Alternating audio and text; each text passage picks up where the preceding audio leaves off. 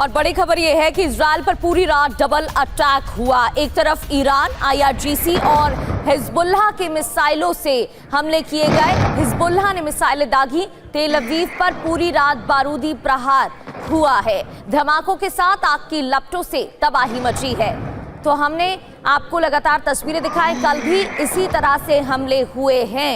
एक तरफ तेल अवीव में ईरान की तरफ से मिसाइलें दागी गई तो हिजबुल्लाह की तरफ से भी रॉकेट दागे गए।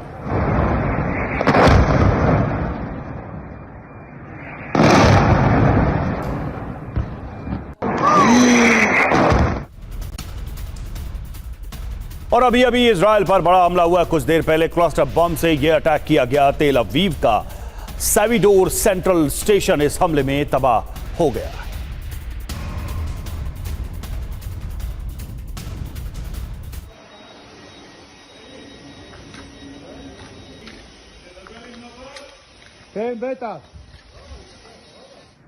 ये देखिए 3 तस्वीरें। इजराइल पर हुए हमलों की। खुर्रमशहर बैलिस्टिक मिसाइल से हमला हुआ और एक साथ 80 बॉम्ब्स में ये कन्वर्ट हो जाता है, इसलिए इससे तबाही ज्यादा। इजराइल पर पूरी रात हमले होते रहे और इजराइल पर जो ताज़ा हमले हुए उसमें नुकसान हुआ है इजराइल को। और क्लस्टर बम से हमला किया गया जिसमें स्टेशन पूरी तरह से ध्वस्त हो गया।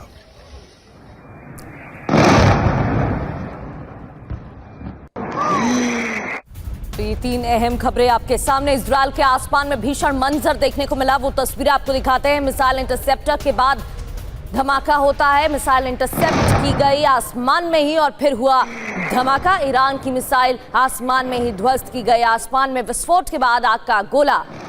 तो देखिए ईरान की तरफ से लगातार हमले किए जा रहे हैं। वहीं इजराइल का आयरन डोम सिस्टम एक्टिव है, डिफेंस सिस्टम एक्टिव है और इन मिसाइलों को नष्ट हवा में ही किया जा रहा है।